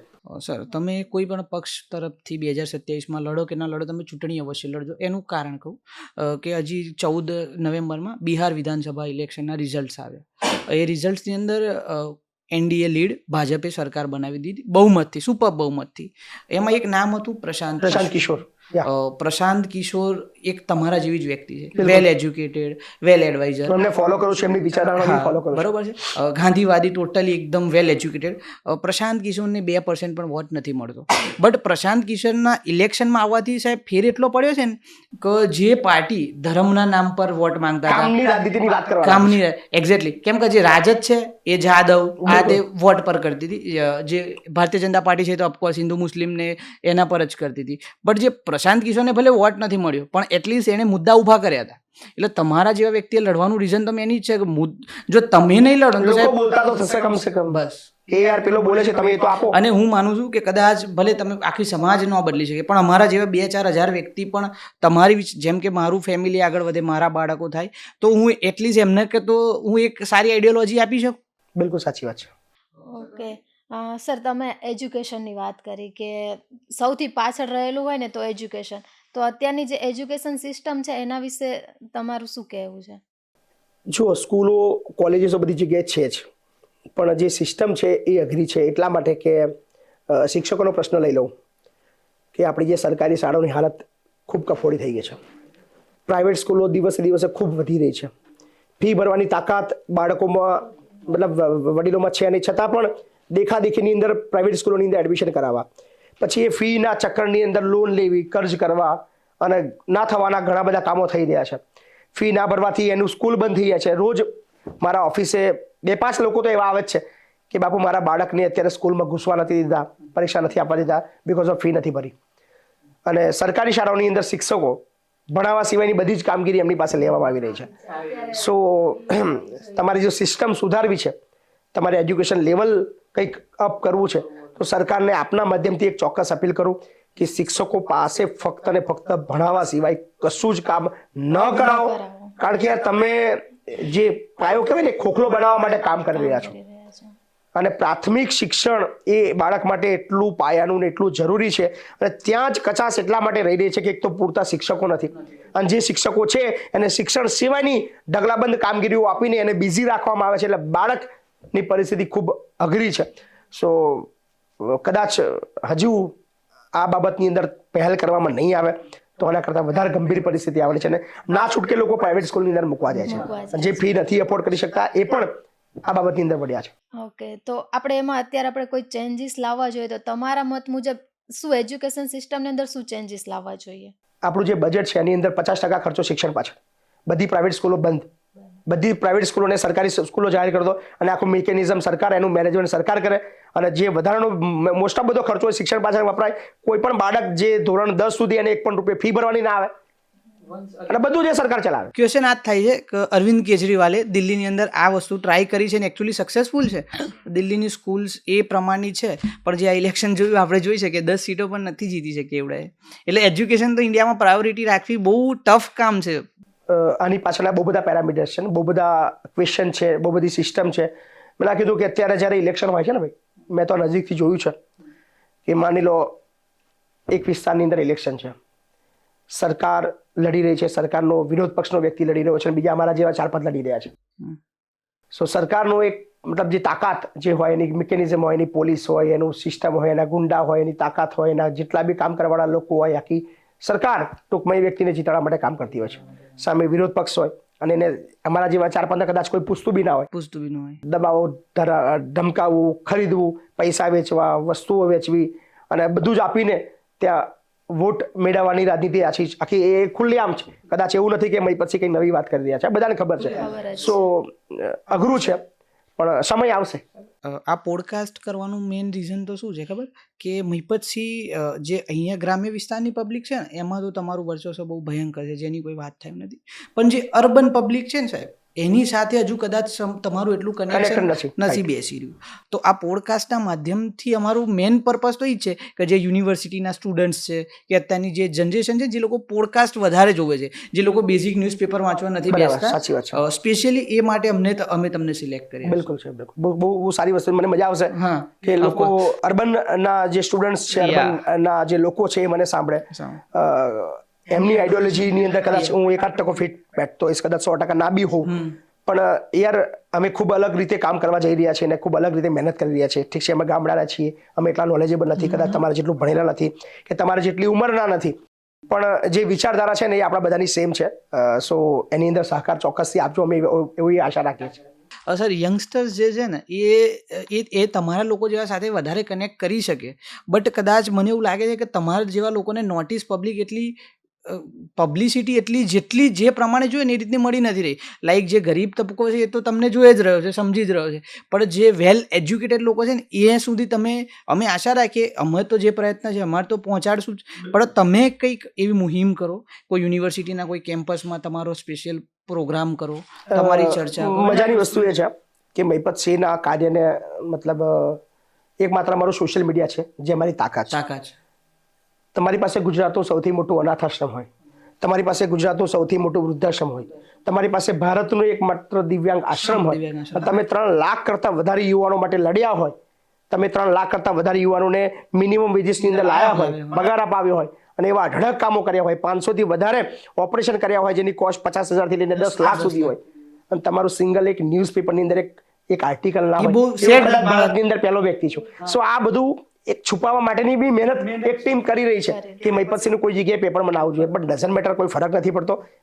પહોંચીશું, મોડા પહોંચીશું, પણ સારા લોકો જેમ તમારા જેવા લોકો છે જે આગળ આવશે અને અમારા કામને લોકો સુધી પહોંચાડશે. સર હું પર્સનલી હું પોતે જર્નલિઝમનો સ્ટુડન્ટ છું. જર્નલિઝમ કર્યા પછી મને એવું લાગ્યું, મેં એક જગ્યાએ ટ્રેનિંગ પણ 2-3 જગ્યાએ કરી, મને એવું લાગ્યું કે જે પણ છે ને સાહેબ બાયસ્ડ જ છે. દરેક ન્યૂઝ ચેનલ ટોટલી બાયસ્ડ છે કે તમે એમને પે કરો, એ તમારા વિશે લખે, અમે એ માટે જ અમારી અલગથી ચાલુ ફોન આવે છે કે તમે 1 લાખ રૂપિયા આપો, તમારી આખી કોલમ આવે. 1 લાખ રૂપિયા મારા ગરીબ માટે છે, તારા માટે નથી. એટલે સ્પેશિયલ આ પહેલા ગેસ તમને સિલેક્ટ કરવાનું રીઝન એ જ છે કે તમારા જેવા લોકો આમાં, અમારે સાહેબ કોઈ બીજા મોટા રાજનેતા કે કોઈનું કરવું જ નથી, અમારે તમારા જેવા લોકો કે જે લોકોને અમારે એકચ્યુઅલી લોકો સાથે કનેક્ટેડ કરાવે છે. ઓલ્સો તમે કનેક્ટેડ છો એમાં કોઈ ડાઉટ જ નથી, બટ તમે સમજી શકો મારો કહેવાનો મિનિંગ. તકો બી વધશે ને ભાઈ, તો બી તમારો પ્રયત્ન સફળ છે. કેમ કે કદાચ અમે તો જીવનમાં આવું કંઈ કરવાની તાકાત નથી. તમારા જેવા લોકોના સહકારથી જ અમે આગળ છે. અમે બીકોઝ આ બધું કરી રહ્યા છીએ, બીકોઝ મેં કીધું કે મહિપતસિંહ પાસે પૈસા નથી, પણ પૈસા આપવાવાળા લાખો લોકો છે. મહિપતસિંહ પાસે એવી સ્કિલ નથી, પણ એ સ્કિલનું સમજ આપવાવાળા તમારા જેવા લાખો લોકો છે. સો એ બધાના સહકારથી જ અમે કામ કરીએ છીએ. સર બુક્સ વાંચવાનો શોખ ખરો તમને? સાચું કહું તો ઝીરો. મહિપતસિંહે જીવનની અંદર એક પણ બુક નથી વાંચી, પણ આ ફોલો ના કરતા. મહિપતસિંહ તમે ફોલો કરો છો, ધેટ મીન્સ મહિપતસિંહની દરેક વિચારધારા ફોલો કરવી જરૂર નથી. આ દુઃખની વસ્તુ મારા માટે છે કે મહિપતસિંહ આજ સુધી ક્યારે કોઈ બુકને હાથ નથી લગાવ્યો. સમયનો અભાવ અને કદાચ કોઈ રસ નથી આવ્યો મને. સો એ બાબતમાં ક્યારે મેં કોઈ લાઇબ્રેરીની મુલાકાત નથી લીધી. બટ તમે સ્પેશિયલ યંગસ્ટરને કહો કે વાંચો, ખરાબ પાસું છે, તમે એવું ના કરતા, તમે વાંચો. હા, સ્પેશિયલી તમે કહો. પણ મારા જીવનની અંદર કદાચ આ અનુભવ અને પર્સનલી અનુભવના લીધે કદાચ આ બધું નોલેજ છે, બાકી બુકનું કોઈ નોલેજ મારી પાસે નથી. તમે બુકના 5 નામ મને પૂછશો તો હું કહી શકું મને એક પણ બુક ખબર નથી. સર તમે અત્યારે ગર્લ્સ હોસ્ટેલ પણ ચલાવી રહ્યા છો, તો એની પ્રેરણા તમને ક્યાંથી મળી?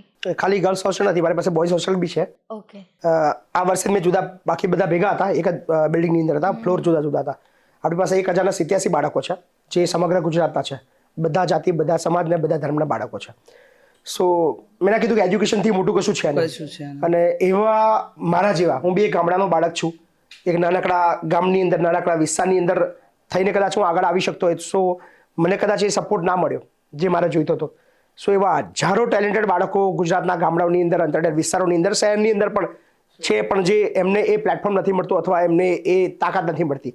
સો એવું ડ્રીમ છે કે ગુજરાતનું કોઈ બાળક જે પોતાની જાતને એવું માને છે કે મારામાં તાકાત છે, મારામાં ટેલેન્ટ છે, મારા દેશ માટે, સમાજ માટે કંઈક કરવું છે, સેવા તમામ બાળકોને હાર્દિક આમંત્રણ આપે છે કે આવો, અહીંયા રહેવાનું, જમવાનું, ભણવાનું, કપડાં, સાબુ, શેમ્પુ, બધી વસ્તુ ફ્રી. એ સિવાય તમારે જે ભણવું છે એ કોલેજમાં એડમિશન, એની ફીઝ, તમારે જે બનવું છે એ માટેની આખી ઓફિસ અને બધું જ અમે આપવા તૈયાર છે. તમે એવું ના કહો કે ભાઈ તમારી પાસે બેકિંગ નથી, તમારી પાસે ફક્ત તાકાત અને તાકાતની તમારા જે ડ્રીમ છે એ ડ્રીમની મહેનત તમારી પાસે છે, એ કરવાની તાકાત તમારા હોય તો અમે તમારી સાથે છીએ. આપણે અત્યારે જોવા જઈએ ને તો ગામડામાં હજુ લોકો જે પેરેન્ટ્સ છે એટલા ઓપન માઇન્ડેડ નથી હોતા, ખાસ કરીને ગર્લ્સને લઈને. કે તમે જોવા જાઓ કે 8 સુધી જ ગર્લ્સ ત્યાં ભણતી હોય છે, પછી એમના મધર ફાધર છે એમને બહાર જવા માટે અવોઇડ કરતા હોય છે કે ભાઈ ના, નહીં જઈ શકે એમ.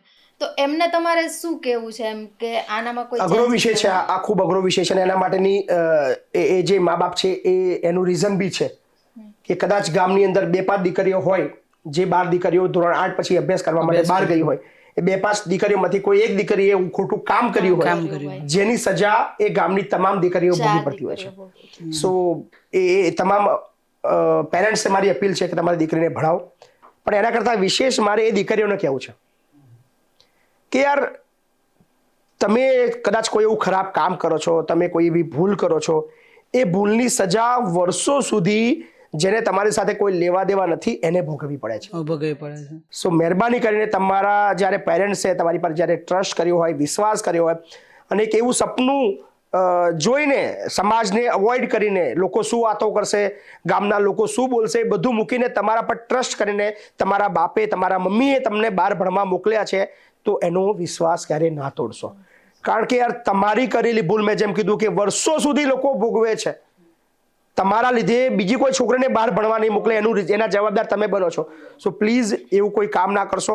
અને ભણવાની ઉંમરની અંદર જ્યારે તમારી 18-19 વર્ષ કે 20 વર્ષ સુધીની ભણવાની ઉંમર છે, એની અંદર એટલીસ્ટ એવી કોઈ ભૂલ ના કરો જે ભૂલનું પરિણામ તમારા પરિવારે ભોગવવું પડે, તમારા આખા સમાજે ભોગવવું પડે, તમારા આખા ગામે ભોગવવું પડે, વર્ષો સુધી એ તમામ બીજી આવનારી દીકરીઓ પણ ભોગવવું પડે.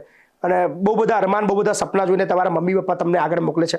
ઘણા બધા એવા કિસ્સા આવતા હોય છે કે દીકરી ભાગી ગઈ, 20 વર્ષની ઉંમરે કોલેજથી ભાગી ગઈ, અને જે પીડા જે બાપ ભોગવે છે, કદાચ એ અત્યારે હું વ્યક્ત નહીં કરી શકું.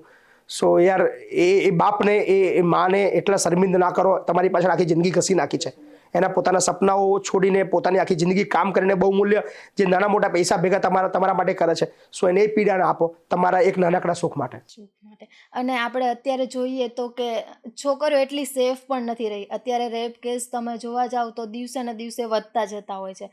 તો એના લીધે પણ એવું બની શકે છે કે કેટલાક પેરેન્ટ્સ એના ડરમાં બી છોકરીઓને બહાર નથી મોકલી શકતા. તો એની માટે કોઈ કાયદો લાવવો જોઈએ. આ એક સ્વયં અગમચેતીની વસ્તુ છે. ખુલ્લેઆમ રેપ થતા હોય તો કદાચ અઘરું છે. આપણા ગુજરાતની અંદર ગુજરાતમાં તો નથી, શક્ય નથી કે ભાઈ કદાચ કોઈ એવી જગ્યા બી કોઈ ખુલ્લી નથી રહી કે કોઈ જતું હોય એવું બની શકે, એવા કિસ્સા બી નથી. પણ જે બન્યા છે એ નજીકના લોકોના જ બન્યા છે. તમે કદાચ એ તમે ઓબ્ઝર્વ કરશો, અથવા કોઈ નાની બાળકી છે, અથવા એનો નજીકનો કોઈ વ્યક્તિ છે, અથવા એને ફોસલાવીને, ડરાવીને, ધમકાવીને, એ બધા કિસ્સા બન્યા છે. સો એ ડર તો નથી કે એ રેપ થવાના ડરની અંદર કદાચ બાળકીને કોઈ ભણવા ના મોકલે, કદાચ એ વસ્તુ કદાચ ગુજરાતની અંદર મને બનાવે. અચ્છા સર, તમે એક એડવોકેટ છો, બરાબર, હોસ્ટેલ ચલાવી રહ્યા છો, વૃદ્ધાશ્રમ ને બહુ બધા એકદમ સોશિયલ વર્કરના તમે બહુ બધા કામ એક સાથે કરી રહ્યા છો. આ બધાની વચ્ચે ક્યારે ભૂલી તો નથી જતું ને કે મહિપતસિંહ પોતે કોણ છે? મહિપતસિંહ પોતે કોણ છે, શું છે, એ લગભગ ભૂલી ગયો છું. મેં ના કીધું કે મારું ડ્રીમ, મારું જે શોખ છે સૌથી મોટો બાઇક રાઇડનો છે. હું નેપાલ, લદ્દાખ, ભૂટાન, દિલ્હી, દાર્જિલિંગ, સિક્કિમ આ બધું બાઇકથી ફરી ચૂક્યા છે. સો 2016 સુધી, ડિસેમ્બર સુધી મહિપતસિંહ બાઇકની બહુ બધી રાઇડો કરી છે. હજી બી શોખ છે, જીવંત છે, પણ મનની અંદર હવે બાઇક ફેરી લઉં છું. હવે તો પણ મહિપતસિંહ બાઇક લઈને નીકળવું અઘરું છે. બિલકુલ અઘરું છે. બાઇક લઈને કદાચ એ હવે જીવન હવે નથી, કારણ કે હવે મારું પોતાનું જીવન સમર્પિત છે લોકો માટે વધારે જીવવું જરૂર છે. કે હવે એ વખત જુદો હતો કે હું મારા પોતાના માટે જીવતો, સો મને કશું થાય તો મને કઈ ફરક નતો પડતો. પણ હવે કદાચ એ મારા અત્યારે વધારે લાખો લોકોની વાત નથી કરતો, પણ મારા 1500-1700 લોકોને જીવન મરણથી ફરક પડે છે. તમારા જીવનનો કોઈ હાસ્યાસ્પદ કિસ્સો કે તમને કોમેડી લાગતો હોય કે યાર આવું મારા સાથે બી થઈ શકે? ઘણું એવું બન્યું છે. બહુ બધા હાસ્યાસ્પદ કિસ્સાઓ છે કે જીવનની અંદર, મતલબ એવું થયું કે સાલું આપણી સાથે કેમ. પણ જે તકલીફો શરૂ થઈ હતી મારા 2019 ની અંદર, કે સારા કામ કરું અને સારા કામના બદલાની અંદર દરેક વખતે ફરિયાદો થતી. અને એક વર્ષની અંદર જ મારી પર 11 FIR થઈ. 11 FIR. સો તે વખતે હસતો લોકો બોલતા કે યાર આ ગયો હવે, લોકો બોલતા કે પતી ગયું. 11 FIR કોઈ વ્યક્તિ પર થાય ને, એ બધી અઘરી કલમો વાળી, એટલે લગભગ એનું હવે બહાર આવવું કે હવે જીવવું એ હવે ફિનિશ છે. પણ હું તે વખતે હસતા કરતો કે આ બધું થવા દો, મને ખબર છે મારે ક્યાં પહોંચવું છે. અને એ હસતા બી મતલબ દુઃખ થતું કે સાલું આટલું સારું કામ કરીને મારા સાથે આવું કેમ. પણ કદાચ એ ભગવાન તે વખતે મને મજબૂત બનાવવા માટે, શીખવાડવા માટે, અને કદાચ એડવોકેટ બનાવવા માટે અને આ તાકાત નોલેજ આપવા માટે આ બધું કરાવતો. કે પછી પુસ્તક નથી વાંચવાના, સો એના પર FIR કરો તો એને ખબર પડશે કે કાયદો શું છે. ભગવદ્ ગીતા ચેપ્ટર 2 વર્ષ 54 એક શબ્દ છે સ્થિત પ્રજ્ઞ. ભગવાન કૃષ્ણ કોટ કરે છે કે સુખે દુઃખે સમે કૃત્વા લાભા લાભો જયાજો. એવો વ્યક્તિ કે જેને દુઃખથી કે સુખથી કોઈ ફરક જ નથી પડતો, જે દરેક પરિસ્થિતિમાં એક જ સમાન સ્થિતિ માનસિકતા ધરાવે છે, એવા વ્યક્તિને સ્થિત પ્રજ્ઞ. કદાચ એ વ્યક્તિ જીવતા જીવત એને મોક્ષ મળી ગયો એવું કહી શકીએ. મને તમને જ્યારે પણ જોઉં તો એનર્જી જ આવે છે કે તમે એક સ્થિત પ્રજ્ઞ કેટેગરીમાં આવી શકો. કેમ કે આફ્ટર ઇલેક્શન હાર્યા, ઓલ્સો જીવનમાં કંઈકનું કંઈક તો ચાલતું જ રહે છે. બટ ક્યારેય આ જે સ્માઇલ છે ને એ મેં નેવર ક્યારેય જતા જોઈ નથી. પર્સનલી હું તમને 4-5 વાર મળ્યો, ઘણી વાર તમે પબ્લિકમાં હોય, પણ ક્યારેય તમારો રિસ્પોન્સ ખોટો નથી રહ્યો. અને એને જ આજે લગભગ હું 6ઠ્ઠા ટ્રાયલ પછી આપણો ઇન્ટરવ્યૂ થઈ રહ્યો બિલકુલ, છે, એ તમે ખૂબ પણ મહેનત કરી છે interview માટે. ક્યારેય મન દુઃખ નથી થયું, કેમ કે હર ટાઈમ જે તમારો રિસ્પોન્સ રહ્યો છે ને, તો આ સ્થિત પ્રજ્ઞતા અમે લોકો શું કરી શકીએ આવા બનવા માટે? એઝ અ મેન્ટાલિટી અમે આ કેમ નહીં ફોલો? બહુ અઘરો સવાલ છે. હા. પણ યાર તમે તમારા જીવનને કે તમારી પરિસ્થિતિને ક્યારે કોસશો નહીં. જે બી થાય છે એ સારા માટે થાય છે. મેં કીધું કે કર્મનો સિદ્ધાંત છે, અને ભગવદ્ ગીતાની અંદર બી કૃષ્ણ કહી રહ્યો છે કે જે બી થશે એ બેસ્ટ થશે. સો તમારી સાથે સારું થઈ રહ્યું છે, કીપ સ્માઇલ. ખરાબ થઈ રહ્યું છે, કીપ સ્માઇલ. એક જ તમારું કામ છે, એક જ લક્ષ્ય છે કે યાર તમારી સાથે આસપાસ જે બી ઘટનાઓ બને છે એ તમને મજબૂત બનાવવા માટે, તમને આગળ લઈ જવા માટે, તમારા ગોલ સુધી પહોંચાડવા માટે, એ બધા જ પાસાઓ છે. સો મારા જીવનની અંદર જેટલા પણ લોકોએ મારું ખરાબ કર્યું છે, કે મને પાડવા માટે, મને હરાવવા માટે, ડરાવવા માટે, ધમકાવવા માટે, કે ફિનિશ કરવા માટે જે લોકોએ કામ કર્યું છે, એ બધાને આજે હું સેલ્યુટ કરું છું, નમસ્કાર કરું છું, પગે લાગુ છું કે તમે બધા મારા જીવનના સાચા ગુરુ છો. તમે લોકો જો મારા જીવનમાં ના હો તો મહિપતસિંહ એ આફ્ટર 5 વર્ષથી સરપંચના કાર્યકાળ મૂકીને પછી એની જિંદગી જીવતો હોત. મને કોઈ પ્રેરણા ના મળત, મારે કંઈ નવું કરવાનું મન ના થાત, મારે કંઈ કશું શીખવું ના પડત, અને કદાચ મારી એક ઓર્ડિનરી જિંદગીની અંદર ફિનિશ થઈ ગયો હોત. સો જેટલા પણ વિરોધીઓ છે, જેટલા પણ તમને હેરાન કરવાવાળા લોકો છે, એ તમારા જીવનના સાચા ગુરુ છે. ઓકે સર, આપણે અત્યારે તમે જોવા જાઓ ને તો બધા લોકોની કમ્પ્લેન્સ બહુ બધી હોય છે. તો તમે તો ગર્લ્સ હોસ્ટેલ અને વૃદ્ધાશ્રમ બંને જોડે ચલાવી રહ્યા છો, તો તમને વધારે કમ્પ્લેન્સ કોણ લોકો કરી રહ્યા છે, કે ગર્લ્સ હોસ્ટેલની છોકરીઓ કે પછી વૃદ્ધાશ્રમના દાદા દાદી? અઘરું છે ગર્લ્સનું. વડીલોને કદાચ તમે ટેકલ કરી શકો, પણ 600 દીકરીઓ હોય અને એ બી 10 વર્ષથી લઈને 20 વર્ષની છોકરીઓ તમે રાખતા હોય, સો આ બહુ અઘરો જટિલ પ્રશ્ન છે. અને આજના સમયની અંદર કદાચ દીકરીઓને સાચવવી એ સૌથી મોટો પ્રશ્ન છે. અને મને સતત આ બાબતની ચિંતા પણ હોય છે કે યાર એક નાનકડી ભૂલ કોઈ દીકરીની, જેની અંદર આપણો કોઈ રોલ ના હોય, એ મારા સમગ્ર મહેનતને બરબાદ કરી શકે છે. સો એ બાબતની ચિંતા મને સતત હોય છે. પણ મને મારી દીકરીઓ પણ વિશ્વાસ છે કે યાર કમસે કમ એ ડાઘ મને કમસે કમ નહીં લાગવા દે કે એ લોકોના ભૂલના લીધે મારે નીચે જોવું પડે. સો એ દીકરીઓ પણ મને ગર્વ છે કે આજે 4થું વર્ષ છે અને આટલી બધી દીકરીઓ રાખવી છતાં પણ એક સિંગલ એવું કોઈ કામ મારી દીકરીઓ નથી કરતા, એ બાબતનો મને આનંદ છે. તો તમને આ કોઈ કમ્પ્લેન્સ આવે તો પછી તમે એમનો ઉકેલ કઈ રીતે? થઈ જાય છે એ નાની મોટી સમસ્યાઓ દરેક જગ્યા હોય છે. દરેક એવું નથી કે અહીંયા કોઈ છોકરીઓ ભૂલ નથી કરતી. ભૂલ અહીંયા પણ થાય છે, પણ એ ભૂલનું લેવલ હોય છે. એ ભૂલ કયા લેવલ સુધી કરવી, સો એ આપણા સુધી આવે એટલે લગભગ એ બધું શોર્ટ આઉટ થઈ જાય છે. સર, ઇન્ડિયન કોન્સ્ટિટ્યુશન જ્યારે લખાયું, બરાબર, તો એનો મેઇન મુદ્દો એ હતો કે વુમન એમ્પાવરમેન્ટ, બરાબર, સ્ત્રીઓની સમાજમાં ભૂમિકા. પણ હાલના સમયમાં પણ સ્ત્રીઓની એટલી બધી ભૂમિકા સમાજમાં છે નહીં. તમારા પોઈન્ટ ઓફ વ્યૂથી સ્ત્રીઓની ભૂમિકા શું છે એકચ્યુઅલી લાઈફમાં? અત્યારે તો બધા વાતો કરે છે કે બધું ઇક્વલ, બરાબર, દીકરો દીકરી એક સમાન છે ને, સ્ટીલ હજી મતલબ બંનેને સમાન અધિકાર, 50% મહિલા અનામત, બધી જગ્યાએ ઓન પેપર બધું છે, પણ ક્યાંય જોવા નથી મળતું. એનું જવાબદાર કારણ સ્ત્રીઓ છે. સ્ત્રીઓ પોતે એમની પોતાની તાકાત, પોતાની શક્તિ અવેરનેસ નથી, એટલી પાછળ છે. હજુ એ ડિપેન્ડ બનવાનો ટ્રાય કરે છે. સો એક મેસેજ છે એ તમામ મહિલાઓને કે તમારી તાકાતને, તમારી શક્તિને ઓળખો. તમારામાં એ જ તાકાત, એ ટેલેન્ટ તમારામાં છે. હિંમતથી આગળ વધશો. હા, અડચણો તમને કદાચ પુરુષ કરતા વધારે આવશે, શ્યોર, પણ લક્ષ્મીનો અવતાર છો અને વીરાંગીની છો. સો એ શક્તિ બી ભગવાને તમને આપી છે. હિંમત ના હારો, તમારી તાકાતને ઓળખીને આગળ વધો. ચોક્કસથી તમારા હાથી પણ પુરુષો કરતા વધારે કામ કરવાની શક્તિ તમારામાં છે. તમારા ફેમિલીમાં તમારે છે દીકરી? મારી દીકરી નથી, પણ એ અફસોસ હતો. મારે 2 દીકરા છે, પણ ભગવાને પછી 1000 દીકરીઓ આપી મને. સર, ઇન્ડિયન કોન્સ્ટિટ્યુશન જે આપણું છે, બરાબર, એમાં વુમન્સને રાઇટ્સ આપે છે, પણ વુમન એ રાઇટ્સ સાથે અવેરનેસ એટલી હજી સુધી પહોંચી નથી. એમાં આપણા એજ્યુકેશનનો ફોલ્ટ ખરો? એજ્યુકેશનનો ફોલ્ટ એટલા માટે કે કદાચ મારી પાસે એક દીકરો છે ને એક દીકરી છે, મારી પાસે લાખ રૂપિયા છે, તો મારી માનસિકતા આજે બી એ છે કે 80,000 રૂપિયા હું છોકરા માટે એજ્યુકેશન માટે વાપરીશ અને 20,000 રૂપિયા કદાચ વધે તો દીકરી માટે વાપરીશ. આ માનસિકતા છે પહેલી આ. સો એમાંથી બહાર આવવાનું છે. અને ઘણી દીકરીઓએ પ્રૂવ બી કર્યું છે દેશની કે એ પુરુષો કરતાં પણ આગળ નીકળી છે. સો એ બધા ઉદાહરણ જોઈને તમે તમારી દીકરી પાછળ બી ખર્ચો કરો, વિશ્વાસ રાખો, અને દીકરીએ પણ એ વિશ્વાસ જળવાઈ રહે એના માટેની જવાબદારી ઉપાડવી પડશે. તો જ કદાચ આવનાર સમયની અંદર આવનાર ઘણા વર્ષો પછી આ વસ્તુ જોવા મળશે. એઝ અ લોયર તરીકે તમારા લાઈફનો એવો કોઈ કેસ જે તમને બહુ શોકિંગ લાગ્યો હોય કે આવું હોય છે લાઈફ? એઝ એ એડવોકેટ તરીકે તો એટલા બધા કેસ હેન્ડલ નથી કર્યા. હા, લાખો કેસ મારી પાસે લેબર લોના છે. લેબલનો સો લેબરની અંદર મારી માસ્ટરી છે. સો ફેવરેટ આ મારો ફેવરેટ સબ્જેક્ટ છે. સો એની અંદર ઘણું બધું એવું મેં જોયું છે યાર, એ મજૂરોનું જે શોષણનો જે સિસ્ટમ છે એટલી ખરાબ, અને ખબર નહીં આ બાબતની અંદર મને જ કેમ વધારે પીડા છે. મને એવું લાગે કે આ બધું જીવનમાં ક્યારે થયું જ નથી.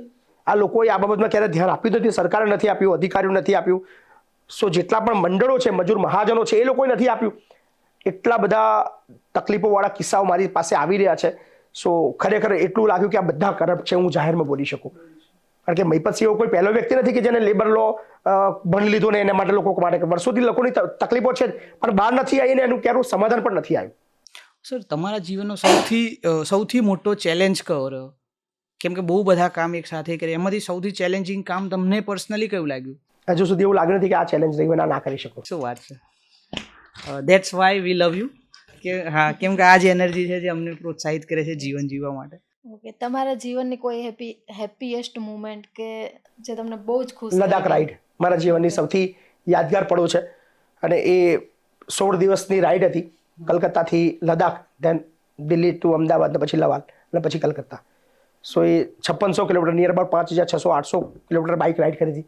અને એ લાઈફ હું જે જીવે છું આજે બી મારા માટે એનર્જી છે. ક્યાં વાત! એ આજે બી જ્યારે બી હું મતલબ થોડો સેડ હોઉં કે થોડો થાકેલો તો એ મેમરી યાદ કરું છું અને મને હેપીએસ્ટ. વચમાં લંડન જઈને આવ્યા તમે, કેવો રહ્યો લંડનનો એક્સપિરિયન્સ? લંડન લંડન કેવું મતલબ છે? એવું કંઈ એવું એટ્રેક્ટ કરે મને અને મને મજા આવે એવું કશું નથી બન્યું. પણ હા, નવા નવા લોકો અને મારા જે ફોલોઅર લોકોને મળવાનો મોકો મળે એ મને આનંદ આવે. બાકી એવી કોઈ જગ્યા મને એટ્રેક્ટ નથી કરી કે મને ત્યાં રહેવાનું મન થાય કે હું ત્યાં રહું. સ્થિત પ્રજ્ઞ માણસને અટ્રેક્ટ ન કરે, બિલકુલ લાગે એવું. બટ એવું તો શું, what is the difference between London and ઇન્ડિયામાં? શું ફેર શું તમને લાગ્યો? ત્યાં મને કોઈ ધારાસભ્ય ના મળ્યો, કોઈ સાંસદ ના મળ્યો, કોઈ મિનિસ્ટર ના મળ્યો.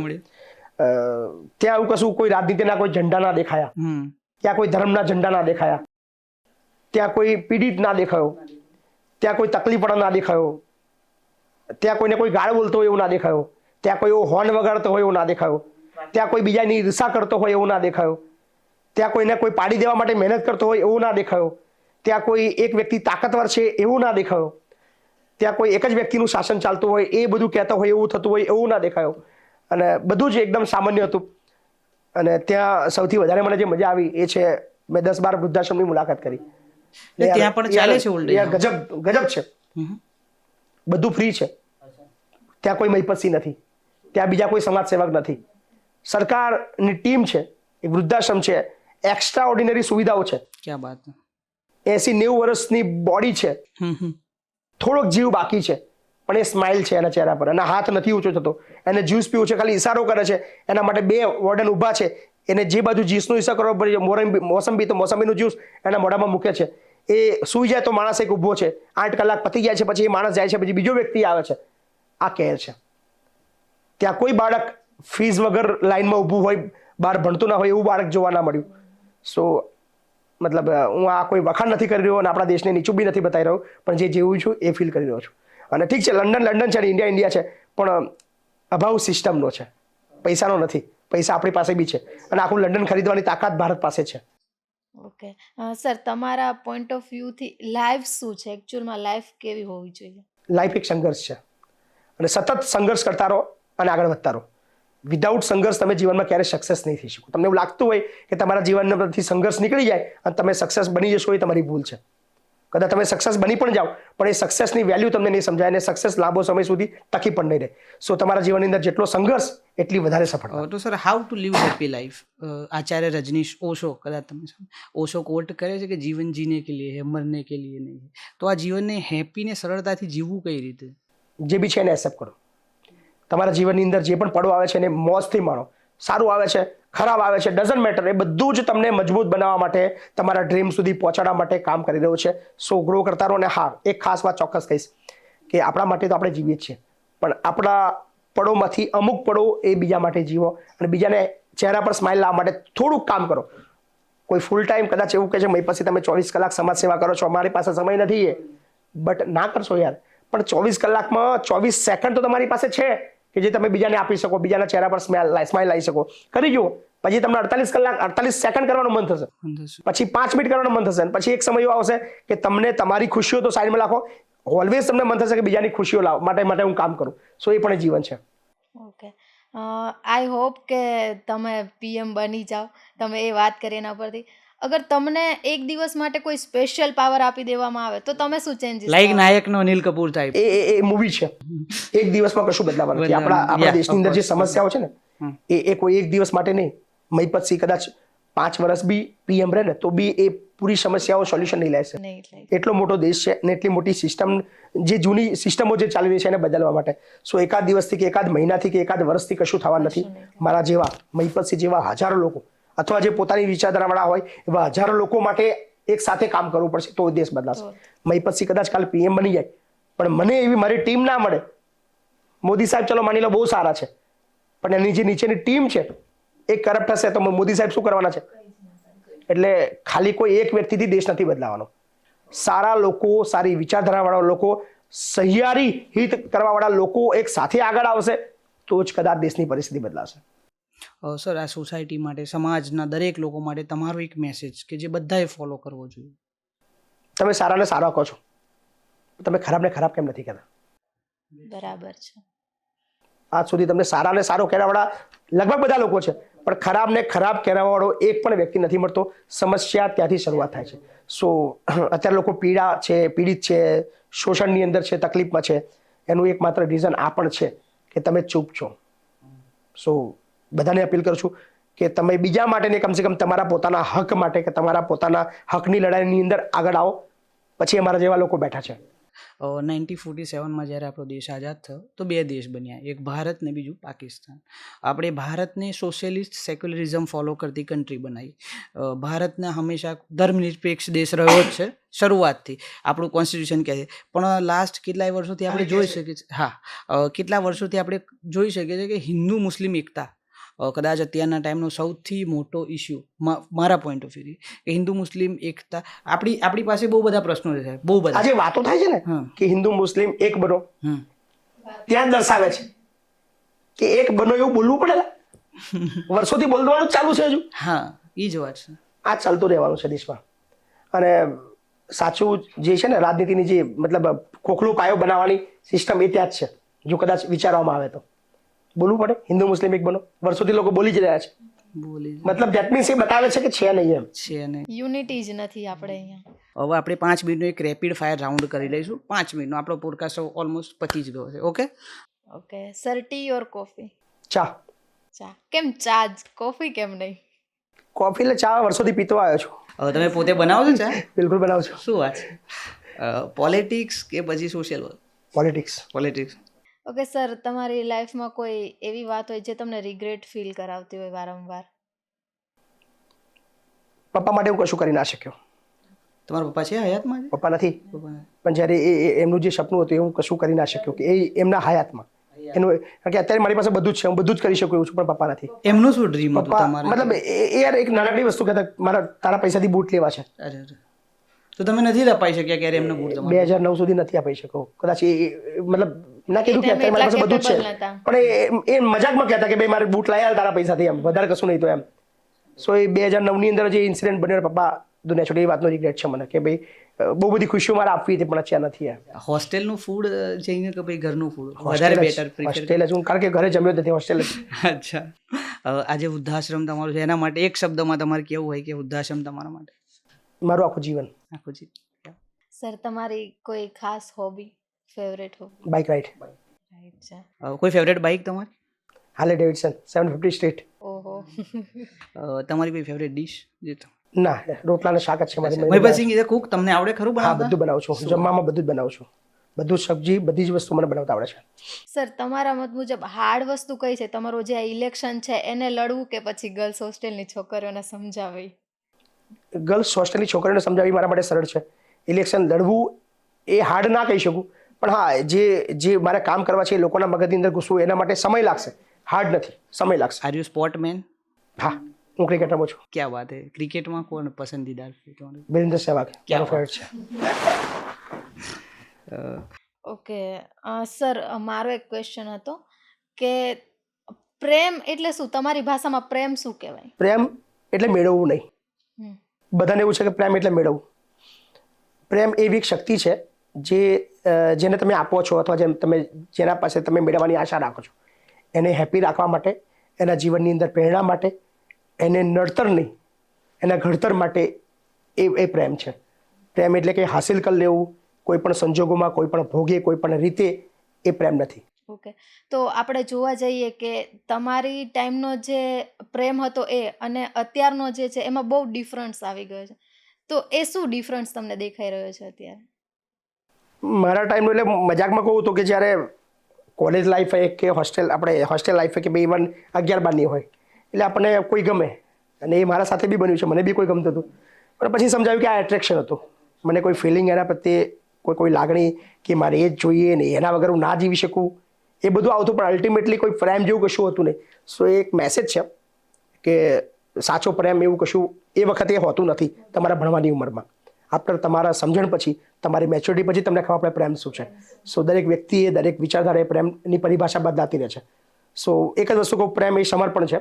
પ્રેમ એટલે હાસિલ એકલું નહીં, પ્રેમ એ બીજા માટે જીવવાનું અથવા બીજાને કંઈક આપવાની એ ભાવના છે.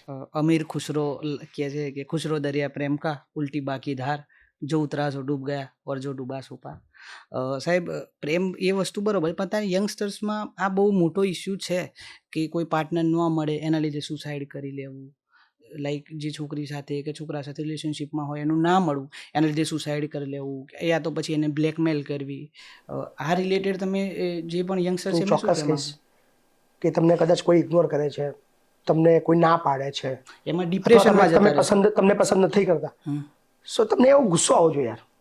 એવો ગુસ્સો કે યાર એક સમય એવો લાવો, મતલબ ને યાર ઠુકરા કે મેરા પ્યાર મેરા ઇંતકામ એવા વિચાર નહીં આવતા તમને કે યાર એક લેવલ પર પહોંચો, એક એવી જગ્યાએ પહોંચો, એક એવો મુકામ હાસિલ કરો, અને એને વર્ષો પછી અફસોસ થાય કે સાલું યાર આ વ્યક્તિને મેં ના પાડી લીધી વખતે. તમારે કશું કરવાનું નથી, તમારે ફક્ત સક્સેસ થવાનું છે. અને કોઈ એક જ વ્યક્તિ જે તમારા માટે બેસ્ટ છે એવું કશું નથી. દુનિયા ખૂબ મોટી છે. તમે જે વિચારો છો કે આ બેસ્ટ છે એના કરતાં બી સારા પાત્રો તમારી રાહ જોઈને બેઠા છે. સક્સેસ બનો.